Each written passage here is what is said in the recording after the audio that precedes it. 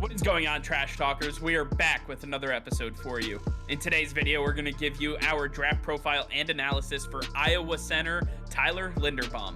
All that and much more coming your way right now!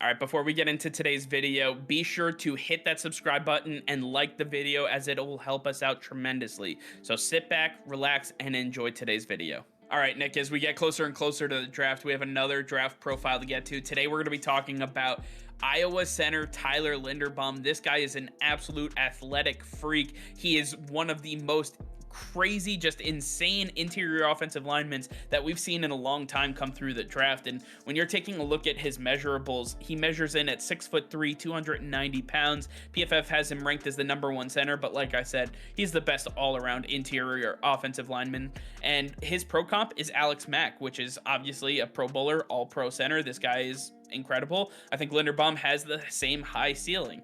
When you take a look at his stats, a little tough on the stats for a center, but he played 14 games in 2021, 908 snaps, 1 sack allowed, 2 QB hits, and 4 hurries. This guy is just an absolute machine, and he is going to be that at the next level. Nick, tell us a little bit about the strengths and weaknesses that give Tyler Linderbaum such an aura about him. Yeah, Linderbaum, he's mean, he's physical. This guy has one of the highest football IQs out of anybody in this draft class. And when we look at those strengths, we see that he loves to compete and he absolutely finishes every play. This guy does not give up. When you look at the film, he is there to absolutely make a statement and make everyone on the defensive line know that he is there. This guy has such elite quickness right off the snap with the ability to win at such a high rate. We're giving him an A+ in this category. He is so consistent about it. And you listed what he did in the pass game, but this guy is an absolute mauler in the run game. And what he's going to be able to do at the first and second level is just going to improve the running game for whichever team he goes to. But obviously he does have some weaknesses. This guy is not the #1 overall pick for a reason. He's gonna have to work on his bull rush protection against some of the stronger defensive linemen he goes up against, because if he faces a strong bull rush move, chances are he's going to struggle with it and he's going to need help from either guard.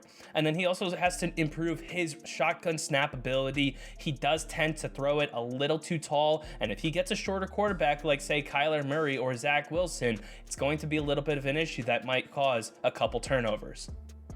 When you're taking a look at some potential teams, we have to start off with a team that needs to revamp their offensive line, and they've started to do that, but we start off with the New York Jets, and obviously the Jets have made some strides signing Laken Tomlinson, going with George Fant as the right tackle. I think that they have made some upgrades, but now it's time to solidify the center position. Let's go get Tyler Linderbaum. This guy is going to be an absolute mauler. The Jets haven't seen a guy like this since Nick Mangold, and having that guy be the quarterback for your offensive line with Mekhi Becton as the blindside blocker, you are protecting your franchise. And Zach Wilson, that's what the Jets have to do. It's not the sexiest pick, but at the end of the day, Linderbaum will be their guy for the next 10 to 15 years. Another team to look at would be the Baltimore Ravens. That offensive line has had some problems over the last couple of years, and Lamar Jackson has struggled because of it. Lamar needs a guy on that line who can help him dissect what the defense is doing right before the play happens, and Linderbaum can be that guy. Also offer that elite pass blocking and run blocking ability for the dynamic offense that Baltimore offers. Pittsburgh Steelers also should look at Tyler Linderbaum as an option, because ever since they lost Marquise Pouncey, they have struggled at the center position. I believe that Linderbaum could be the tone setter that they need on this offense. Obviously, the Steelers have a lot of work to do on this offensive line. Now they could solidify the center position with Linderbaum and really work around him. He would be the focal point for the offense and really help Mitch Trubisky with the calls at the line.